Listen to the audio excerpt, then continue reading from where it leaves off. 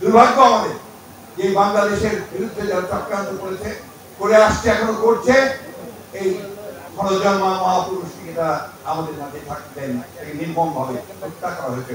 সেটাও কিন্তু আজকের যে অবস্থা, এই সমস্যার জন্য একই সূত্রে গাথা বলতে পারে, চক্রান্ত হচ্ছে, হতেই থাকে। আজকে বাংলাদেশ সম্পূর্ণভাবে একটা আধিপত্যবাদ শুধু নয়, এটা আধিপত্যবাদ সঙ্গে ফ্যাসিবাদের কবলে পড়েছে। যারা আজকে বাংলাদেশকে শাসন করছে, এদের সঙ্গে জনগণের কোনো সম্পর্ক নেই, এরা জনগণ থেকে সম্পূর্ণ বিচ্ছিন্ন।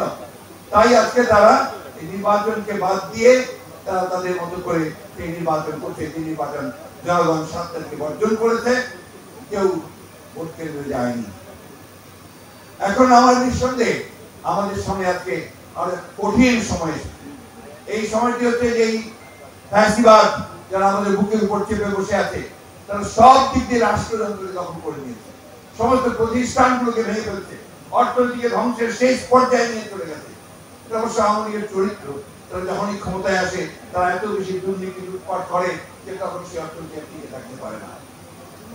আমার মনে আছে এখনো যে তখন শেখ মুজিবুর রহমান ছিলেন প্রধানমন্ত্রী, কারণ অর্থনৈতিক সমিতির একটি আপনার সভা হচ্ছিল, ডক্টর মোজারুল হক সেই অর্থনৈতিক সমিতির প্রেসিডেন্ট ছিলেন। তিনি মুজিবুর রহমানকে পাশে বসিয়ে তিনি যে কথাটি বলেছিলেন যে মাননীয় রাষ্ট্রপতি, বাংলাদেশের অর্থনীতি অতি তীব্র গতিতে রসাতলে যাচ্ছে।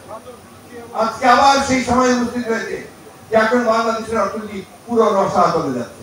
আপনারা নিশ্চয়ই দেখেন গতকাল একটা ফোরামে, নোয়াবের একটা সেমিনারে, সেখানে দেশের সবচেয়ে নাম স্বনামধন্য অর্থনীতিবিদরা তারা বলেছেন যে অর্থনীতি একটা বিপর্যয়ের মুখে দাঁড়িয়েছে।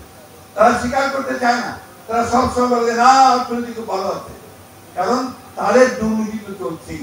তারা নতুন নতুন করে নতুন নতুন উপায় খুঁজছে কি করে তারা দুর্নীতি করবে, মেগা প্রজেক্ট দিয়ে তারা মেগা দুর্নীতির ব্যবস্থা করছে। এবং সবচেয়ে শুনলে অবাক হয় আপনারা, এই যে প্রজেক্ট গুলো আসে এগুলো বেশিরভাগই চায়না থেকে তাদেরকে অর্থায়ন করা হয়, বাংলাদেশের সরকারকে দেওয়া হয়। বাংলাদেশ সরকার আবার তার পছন্দসই লোককে সেগুলো কাজ করার জন্য সেই টেন্ডার দেয়, সেটা কোটি বিলিয়ন ডলার দেয়। সেইখান থেকে এদেরই একজন লোক বা দুইজন লোক সরকারের মন্ত্রী, তারা 5% কমিশন পায় ওই টাকাটা আনার জন্য, এবং পরবর্তীকালে আবার যে কাজ মন্ডল করা হয় সেখান থেকে আবার 5% নেয়। এই কথাটা আমরা অনেকেই জানি না। অর্থাৎ চীন থেকে যে টাকা আনা হচ্ছে সেই টাকারও তারা কিন্তু কমিশনের ভাগ বসাচ্ছে। আজকে প্রতিটি ক্ষেত্রে দেখবেন কমিশন ছাড়া তারা কোনো কাজ করে না।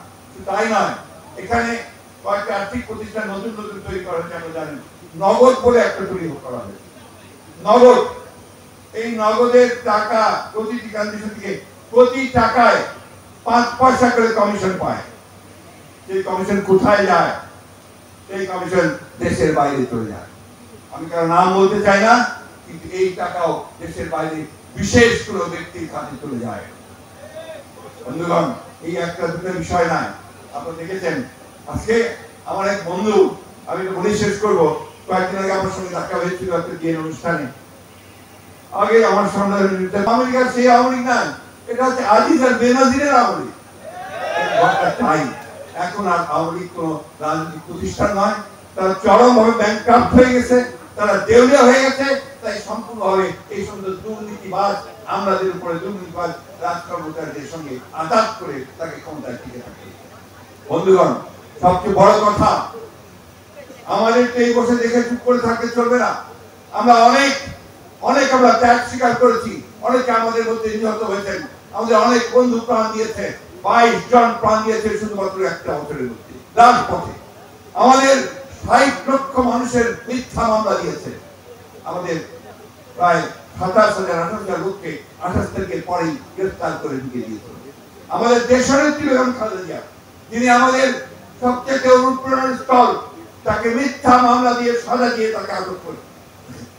আমাদের ভারপ্রাপ্ত চেয়ারম্যান, যিনি আজকে গোটা আন্দোলনের সামনে নেতৃত্ব দিচ্ছেন, আমাদেরকে জাগিয়ে তুলছেন, সেই নেতাকে মিথ্যা মামলা দিয়ে নির্বাসিত করে রাখা হয়েছে। বন্ধুগণ, বিশেষ করে তরুণ যুবকদের উদ্দেশ্যে বলতে চাই, আপনাদের আর বসে থাকতে চলবে না। এখন সময় হয়েছে আপনাদের দেশ সমাজকে ডাকে জেগে উঠবার। আপনারা জেগে উঠুন এবং যে 1971 সালে যেভাবে স্বাধীনতা যুদ্ধ হয়েছে জিয়া রহমান ঘোষণার মধ্যে দিয়ে, 75 সালে যেভাবে জিয়া রহমান আবার দেশকে রক্ষা করেছিলেন জনগণকে সঙ্গে নিয়ে, দেশনেত্রী বেগম খালেদা জিয়া 90-এর উত্থানের মধ্য দিয়ে গণঅভ্যুত্থানের মধ্য দিয়ে দেশকে আবার গণতন্ত্রে ফিরিয়ে এসেছিলেন। সেইভাবেই আজকে আমাদের নেতা তারেক রহমানের নেতৃত্বে আমাদেরকে সবাইকে জেগে উঠতে হবে এবং পরাজিত করতে হবে এই ভয়ঙ্কর দানবকে, যারা আমাদের সবকিছু নষ্ট করে দিচ্ছে বন্ধুরা।